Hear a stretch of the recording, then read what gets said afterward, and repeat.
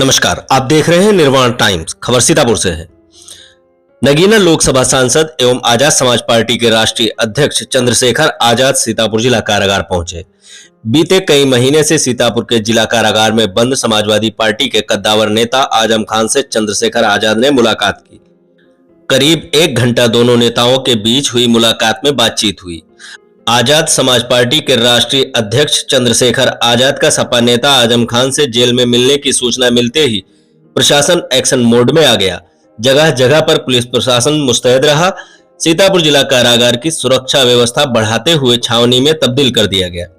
कड़ी सुरक्षा व्यवस्था के बीच चंद्रशेखर आजाद ने आजम खान से मुलाकात की। चंद्रशेखर आजाद व आजम खान की कारागार में मुलाकात हुई और लगभग 1.5 घंटे तक बातचीत होती रही। मुलाकात के बाद मीडिया से मुखातिब होते हुए चंद्रशेखर आजाद ने क्या कुछ कहा, सुने। मजबूत रिश्ता है, वैचारिक, व्यवहारिक, पारिवारिक। क्योंकि मेरे आज भी याद है जब मेरे ऊपर गोली चली तो वो बीमार होते हुए पूरे परिवार सहित आए और कई घंटे मेरे पास रुके, मेरे दुख तकलीफ को अपनी दुख तकलीफ मान के, और मेरा साथ दिया उस समय। और समय समय पे अपनी पार्टी में भी, अपने नेताओं से भी उन्होंने मेरे लिए लड़ाई लड़ी। तो एक अच्छा साथी होने के नाते मैं अपनी जिम्मेदारी अदा करने और उनके हाल जानने, जो कि बहुत ख़राब है तबीयत के तौर पे भी, और जेल, आप समझ, जेल कोई अच्छी जगह तो नहीं होती। इस समय क्या हालातों के बारे में क्या बताया? वो बीमार हैं, उनकी आंखों में इन्फेक्शन हुए हैं। मैंने उनकी हालात देखी, मुझे बड़ी तकलीफ हुई, भावुकता भी थी मेरे अंदर। मैं सरकार से ये अपील करूँगा कि राजनीति में वैचारिक विरोध हो सकता है, लेकिन जिस तरह से पिछले कुछ लंबे समय से ये देखा गया है कि अपने राजनीतिक विरोधियों को सरकारी मशीनरी का दुरुपयोग करके सत्ता ने हटाने का काम किया, ये अच्छा नहीं। इससे ये पीढ़ी दर पीढ़ी चलता रहेगा, इसका खामियाजा फिर दूसरे लोगों को भुगतना पड़ेगा। अगर आप कुछ अन्याय करोगे तो कल आने वाले समय में ताकत आने पर दूसरा व्यक्ति भी अन्याय करेगा। कल जो जबकि उन्होंने मुझसे कहा कि हम बदले में नहीं, बदलाव में भरोसा रखते हैं, हम जन सेवा के लिए हैं और हम आने वाले कल में भी जन सेवा करेंगे। उनका आशीर्वाद मुझे हमेशा मिलता रहा। कल हुए उपचुनाव में जो जैसा रहा स्थितियां रही पूरे उत्तर प्रदेश में, उसको लेकर क्या कहेंगे? और पुलिस और सरकार ने कुछ दरोगाओं, कुछ लोगों का सस्पेंशन भी किया है, क्या मानते हैं? ये जो चैनल्स का आप लोगो देख रहे हैं, इनके एक शानदार पत्रकार को जिस तरह पुलिस ने और वहाँ के कुछ स्थानीय अराजक तत्वों ने जिस तरह से घसीटा, अपमानित किया, वहाँ के जिलाधिकारी को हस्तक्षेप करके उनको बचाना पड़ा। जिस तनाव में और जिस तरह की हिंसा में कल का चुनाव हुआ, शायद ही कभी इस तरह का चुनाव पहले हुआ। क्या आप 2017 किसी अधिकारी से बात करो, किसी कर्मचारी से बात करो, किसी मीडिया के बंधु से बात करो, सब लोग कह रहे हैं कि हमने अपने जीवन में इस तरह का हालात कभी नहीं देखे। क्योंकि मुख्यमंत्री जी ने इसको अपनी साख का सवाल बना दिया और उनको ये लगता है अगर वो कहीं उपचुनाव में लूज कर गए तो केंद्र में बैठी सरकार भाजपा की शायद उनको ना छोड़े। इस वजह से उन्होंने एड़ी चोटी का जोर लगाया। अधिकारियों को भी ये कहा कि मुझे ये सीटें जीतनी है, तो अधिकारियों ने भी पूरी जोर आजमाइश की और जनता ने लूटते हुए लोकतंत्र की लुटती अस्मिता को तो कहते हैं मैंने कार्रवाई भी करी, पुलिस वालों को सस्पेंड किया। अच्छा, वो पुलिस वाले किसका काम कर रहे हैं आप मुझे बताओ? अगर कोई गलत नहीं हो रहा तो सस्पेंड क्यों किए? ये तो वो हैं, मतलब आपकी चोरी पकड़ी गई तो आपने सस्पेंड किया, लेकिन जहाँ चोरी नहीं पकड़ी गई वहाँ तो हुआ पहले। अब आप समझो ना, अब ये चाइना का बॉर्डर नहीं है कि रिवॉल्वर निकाल के इंस्पेक्टर साहब को जनता को डराना पड़े। सर, पहले हरदोई जेल में अब्दुल्ला से मुलाकात, अब आजम खान से मुलाकात, फिर आप उनके घर भी गए। तो मान लिया जाए 2027 में कहीं ना कहीं चंद्रशेखर कोई नई सियासत गढ़ रहे हैं अंदर ही अंदर। आपको ऐसा लग रहा है?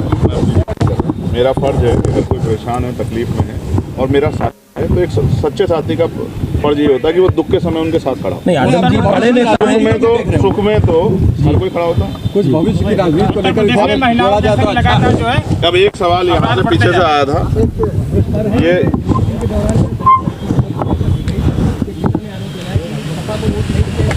झूठ बोलना अपराध होता है। वोटिंग के दौरान हत्या नहीं हुई, पहले तो आप अपने सवाल को सुधारो। पूरी जानकारी में आया, जबकि उत्तर प्रदेश पुलिस मेरे अधीन नहीं है, मेरे नेतृत्व में काम नहीं कर रही है। पुलिस का बयान है कि हत्या वोट के मामले में नहीं हुई, तो मीडिया सवाल करने से और गलत बात को बढ़ावा देने से बचना चाहिए। हत्या हुई है, जिसने की है उसको इतनी सख्त सजा मिले कि उसकी कहीं पीढ़ियाँ याद रखे। इस बात पर कोई, वो किसी पार्टी जुड़ा हो, चाहे समाजवादी पार्टी जुड़ा हो, चाहे किसी और पार्टी जुड़ा हो, सख्त कार्रवाई हो। अगर मैं कह रहा हूँ पुलिस का ही बयान है कि इसमें वोट का कोई इशू नहीं, अगर वोट के आधार पर भी हुई तो लोकतंत्र की हत्या है, तो उस पर 4 गुना। क्योंकि अगर बहुजन समाज के आदमी, बहुजन समाज के लोगों पे, यानी कि खुद कमज़ोर आदमी कमज़ोरों पे अगर अन्याय अत्याचार करता है, सामंतशाही जैसी व्यवस्था लागू करता है, तो फिर उसको तो उसको सजा मिलनी चाहिए, उस पर एक धारा फालतू लगनी चाहिए। क्या नई रणनीति है 2027 आपकी राजनीति को लेकर कोई अच्छे अपने विचार दिए?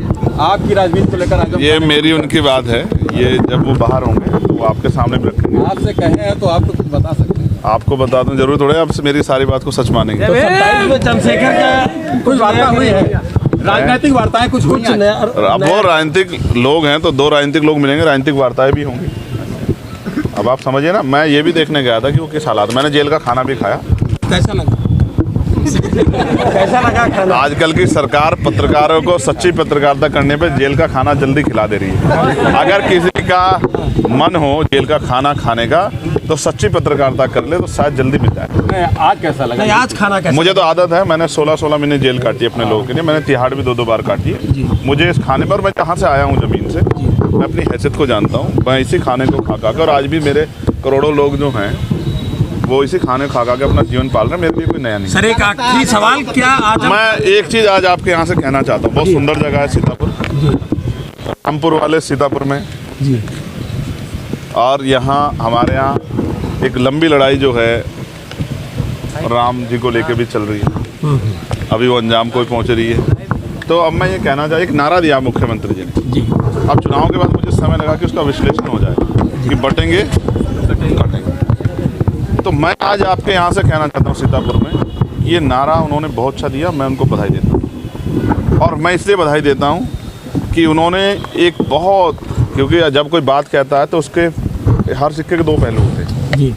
मैं ये मानता हूँ कि यहाँ से हमारे लोग सीख लेनी चाहिए कि 6743 जातियों में बटे दलित, पिछड़े वर्ग के लोग, आदिवासी लोग, अल्पसंख्यक लोग अगर बटेंगे तो समय समय पे सारे कटेंगे, इनके अधिकार भी छिन जाएंगे। जैसे आज गोरखपुर से शुरुआत हो रही है, विज्ञापन निकला है कि पटवारी, कानूगो, तहसीलदार, ये सारी भर्तियां जो है आउटसोर्सिंग पे होंगी।